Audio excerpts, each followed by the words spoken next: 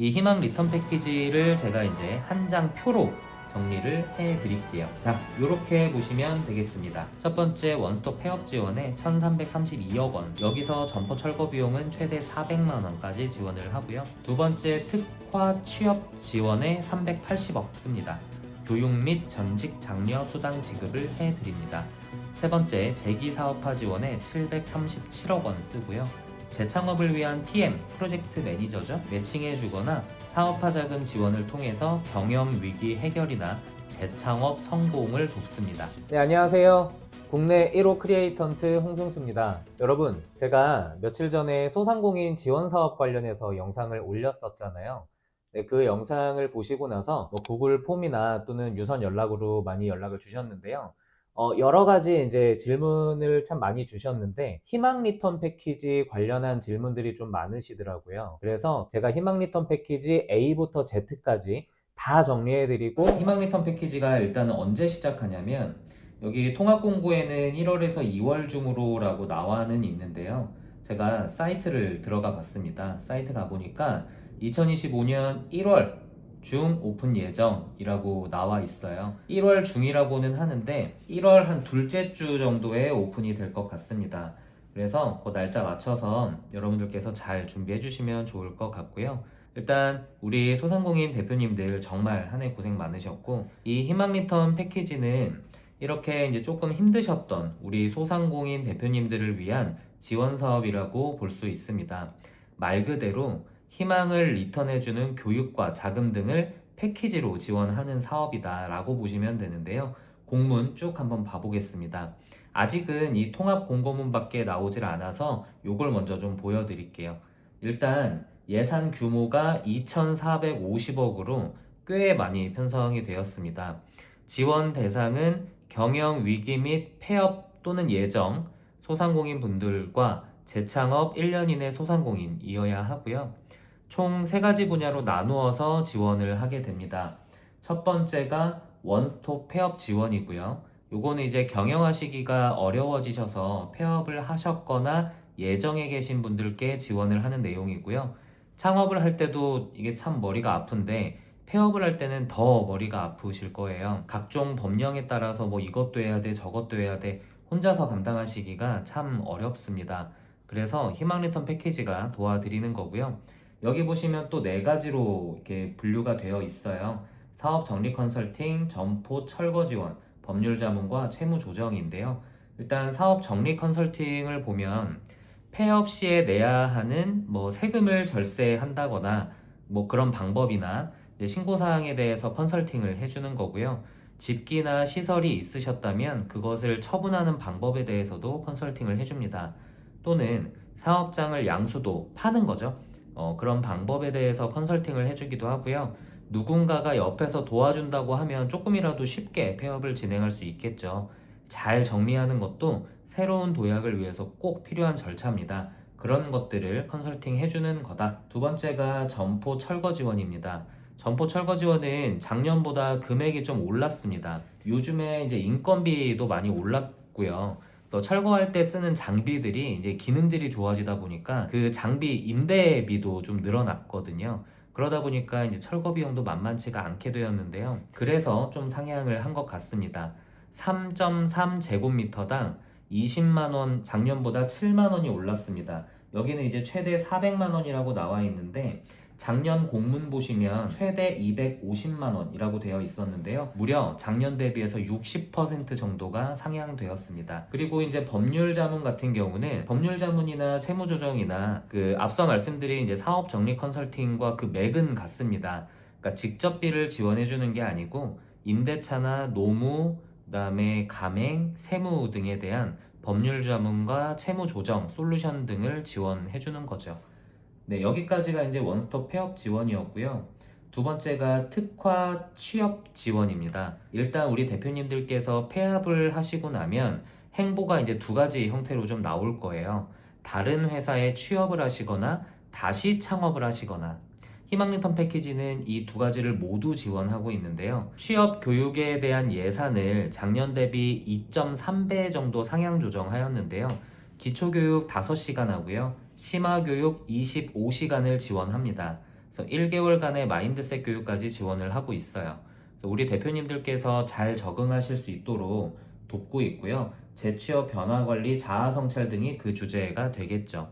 그리고 전직을 위해서 취업 활동을 하신다고 하시면 취업 활동 시에 60만 원과 취업을 성공했다고 하시면 성공 이제 뭐 장려금 같은 개념이겠죠. 40만 원 지급이 돼서 총 100만 원까지 직접비 형태로 지원도 합니다. 이게 이제 특화 취업 지원이었고요. 세 번째가 재기 사업화 지원입니다. 재기 사업화 지원 같은 경우는 작년에는 경영 개선 지원이나 재창업 지원이라는 이름으로 운영했던 것을 하나로 이제 통합을 한 것인데요.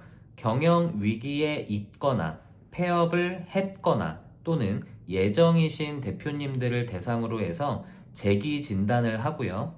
맞춤형 교육과 컨설팅을 지원을 합니다. 또한 경영위기 대표님들께는 그 사업화 자금을 최대 2천만 원까지 지원하면서 희망을 돌려드리려고 노력 중인 거죠. 그 규모가 최대 2천만 원 지원인 겁니다. 여기서 자부담률 50%라고 되어 있는 것은 2천만 원 중에 1천만 원을 자부담하고 1천만 원을 지원해 주겠다 이게 아니고요. 총 사업비가 4천만 원인 겁니다. 4천만 원 중에 2천만 원 지원을 해주고 4천만 원의 50%인 2천만 원이 자부담이다. 이렇게 보시면 됩니다. 최대 2천만 원인 거고요. 뭐 1천만 원, 1,500만 원 이렇게 지원금은 좀 낮아질 수도 있습니다. 그리고 만약에 최대 사업비가 4천만 원이어서 2천만 원 지원받고 2천만 원 자부담이라고 한다면 그 2천만 원을 전부 현금으로 내야 되나요? 라고 질문을 주신 분도 계시는데요. 아닙니다. 대표자의 인건비라는 것이 현물이라는 개념으로 계산할 수가 있기 때문에 실제로 현금 내는 것은 한 400에서 600만 원 정도였던 것으로 기억이 됩니다. 이제 올해 공고문이 1월 달에 이제 나오니까요. 그거를 잘 살펴보기는 해야 될 것 같습니다. 자, 희망 리턴 패키지가 이제 새로운 형태와 상향된 예산으로 1월에 우리 소상공인 대표님들을 찾아갈 텐데요. 기회는 준비된 자에게 온다는 말이 있잖아요. 잘 준비하고 계셨다가 기회를 잡으시기를 바라겠습니다. 특히 경영 위기 또는 재창업 소상공인 분들께 지원해드리는 사업화 자금은 특히나 잘 준비를 하셔야 하는데요. 제가 간단하게 맥을 좀 짚어드리겠습니다. 일단 평가가 두 가지로 이루어집니다. 첫 번째가 서류 평가고요. 두 번째가 발표 평가입니다. 근데 서류 평가가 할 얘기가 좀 많아서 일단 발표 평가부터 먼저 말씀을 드리면 발표 평가 같은 경우는 배점 항목이 크게 네 가지로 나뉘어져 있습니다. 첫 번째가 신청자의 역량 부분이고요. 두 번째가 지원의 적합성 부분입니다. 세 번째가 사업 아이템 부분이고요. 네 번째가 성장 가능성 부분인데요. 각 항목당 100점이 신청자의 역량은 20점, 지원 적합성 같은 경우가 30점, 사업 아이템이 40점, 성장 가능성이 10점으로 해서 총 100점 만점으로 평가는 이루어질 겁니다. 첫 번째 신청자의 역량 같은 경우는요, 대표자의 의지나 적극성, 그 다음에 뭐 그동안 레퍼런스 같은 것들, 그 다음에 자격증들도 있겠죠. 이렇게 우리 대표자님의 역량을 보는 항목이 20점의 배점이 되고요. 지원의 적합성 같은 경우는 지원 동기가 될 거예요. 현재 경영 위기가 어찌하여 왔는가, 그것에 대한 객관적인 어떤 분석 등을 평가하는 거죠.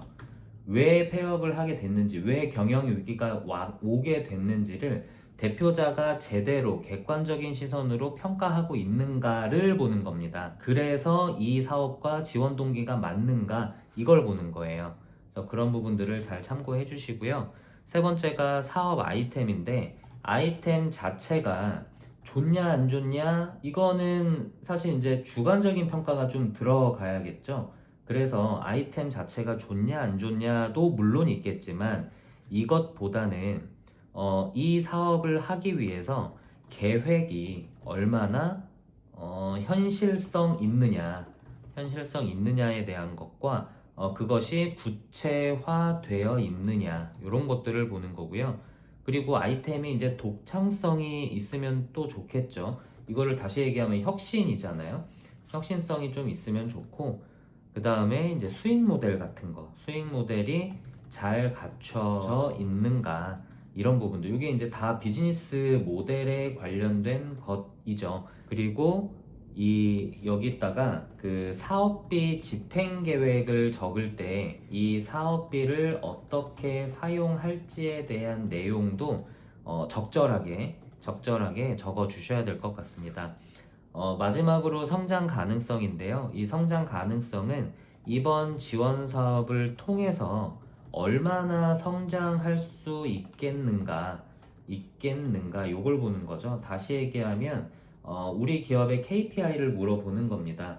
KPI가 뭐냐면 Key Performance Indicator, 성장 지표라는 거죠. 이건 그냥 공식입니다. 매출, 그 다음에 수출, 고용, 그 다음에 투자, 이 네 가지가 이 지원 사업을 통해서 우리가 어떻게 성장해서 뭐 지표를 올려볼 것인가에 대한 거를 얘기를 하게 될 것이고, 그것을 가지고 심사위원분들은 성장 가능성을 평가하는 겁니다. 이게 발표 평가고요. 여기까지가 발표였고요. 자, 중요한 거는 이제 서류 평가죠. 서류 평가의 배점도 발표 평가와 비슷은 합니다.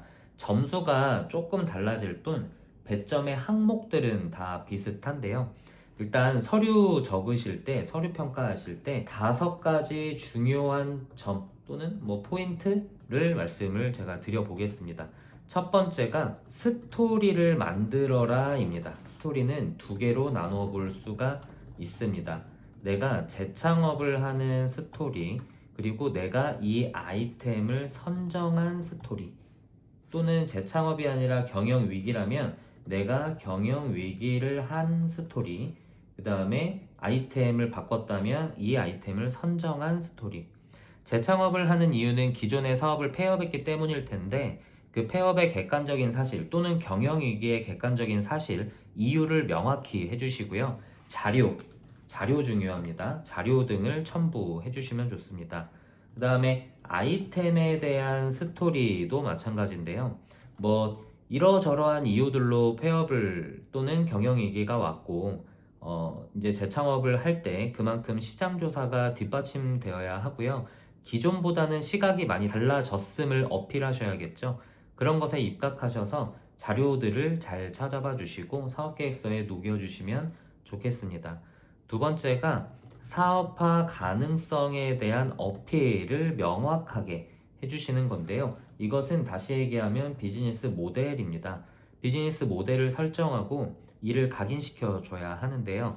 내가 만약 밀키트 사업을 한다고 하면 사업계획서에다가 저는 어떤 능력을 가지고 있고, 요즘에 보니까 뭐 밀키트가 그 판매량이 늘어나는 것 같아서 좋아 보입니다. 그래서 해보려고요. 이것을 멋진 단어와 그 문장력으로 쭉 글을 적어 나가고, 이것보다는 요런 거 하나가 필요한 거죠. 요런 거요. 밀키트 사업을 하기 위해서 내가 어떠한 순서를 가지고 진행을 할 것인가, 이러한 것들이 필요한 겁니다.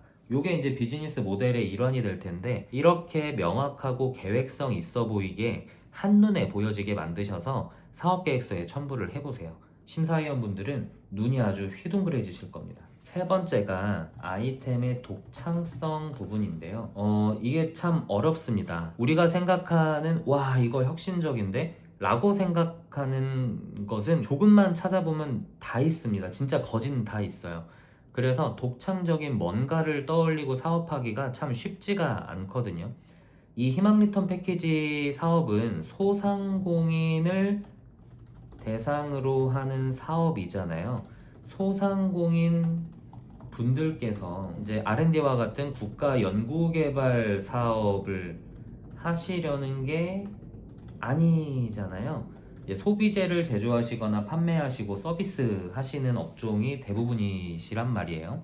그래서 제가 제시해드리는 키워드가 뭐가 있냐면 라이프 스타일 대응 또는 확대라는 키워드를 머릿속에 입력해 주시면 좀 좋을 것 같습니다.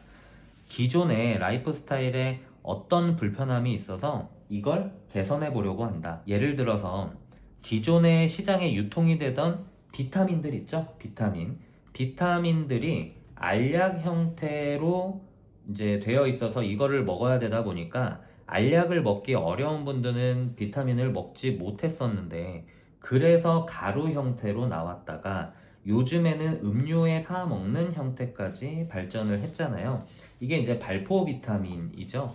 발포 비타민 같은 거 알약이면은 그냥 물 한 모금 먹고 끝나는데, 발포 비타민은 물을 아주 맛있게 먹게 되는 거니까 자연스럽게 물을 먹는 양도 늘어나겠죠. 건강에도 좋다 이겁니다. 이런 식으로 라이프 스타일을 변화시키는 아이템임을 강조해 보세요. 심사위원분들께서 많이 좋아하실 겁니다. 네 번째가 사업비 편성 내용에 대한 타당성입니다. 뭐 공고문 나오면 사업비 비목이라고 해서 지원받은 사업비를 어디에 쓸 것이다 하는 항목들을 정부가 알려줍니다. 근데 거기서 우리 사업을 하기 위해서 지출되는 비용들의 타당한 비목을 잘 선택하셔갖고 적어주셔야 되는데요. 이 부분 중요합니다. 이 부분은 25년도 공고문 나오고 나서 비목을 한번 보셔야 되고요. 그 비목에 맞춰서 우리가 잘 쓰면 된다. 이렇게 이해를 해주시면 되겠습니다. 자, 다섯 번째 마지막인데요. 다섯 번째는 보기 좋은 사업계획서 작성입니다. 제 영상을 몇 번 보신 분이시라면 사업계획서 작성하는 방법은 제가 몇 번 올려드렸잖아요. 그래서 아실 수도 있는데요. 우리가 주요하게 어필하고 싶은 부분을 볼드체 처리를 하는 거예요. 자, 예를 들어서 발표 평가는 배정 항목이 크게 4가지. 그 4가지 중에 첫 번째가 신청자의 역량, 사업 아이템 뭐 이런 식으로 중요한 부분은 볼드 처리를 하면서 어필을 해볼 수가 있고요. 그 다음에 그 글자체가 있고요. 뭐 딸기체, 오이체 이런 거 안 됩니다. 그 다음에 글자 크기가 있겠죠. 대주제는 한 15포인트, 그 다음에 중주제는 한 13포인트, 그 다음에 본문은 뭐 11포인트에서 10포인트 정도 이렇게 생각을 해주시면 되고, 그 다음에 들여쓰기, 내어쓰기가 좀 잘 되어 있어야 됩니다. 정돈된 느낌을 좀 주면 좋고요. 그 다음에 그림 삽입을 많이 하셔야 되고, 이건 공식입니다. 사업계획서 한 장당 그림 하나는 무조건 넣자, 또는 표 하나는 무조건 넣자. 요건 우리가 공식으로 좀 알고 계시면 좋겠습니다. 그 다음에 마지막으로 한 줄 쓰기라는 게 있는데요. 이게 뭐냐면 내가 이제 쓰고 싶은 내용을 이제 쫙 쓰는 거예요. 뭐 이렇게 쓰다가 이렇게 쭉 쓰다 보니까 여기서 딱 마침표가 끝나는 겁니다. 그러면 그냥 여기서 넘겨서 다른 글을 적는 게 아니고 요거 자체를 이제 한글에 보면은 요 한글에서는 장평이라고 나올 텐데요. 그 장평을 줄여서 이 글자의 글자간을 줄이는 겁니다. 그래서 한 줄로 나타내는 거예요. 이렇게 나타내는 게 사업계획서가 좀 깔끔해 보이겠죠? 네, 요런 것들이 좀 중요합니다. 이렇게 5가지를 잘 기억하셔서 사업계획서 적으시면은 사업화자금 무려 2천만 원 당첨되실 수 있을 겁니다. 곧 오픈되니까 꼭 영상 잘 숙지하셔서 성공하시기를 바라겠습니다. 감사합니다, 여러분. 새해 복 많이 받으세요.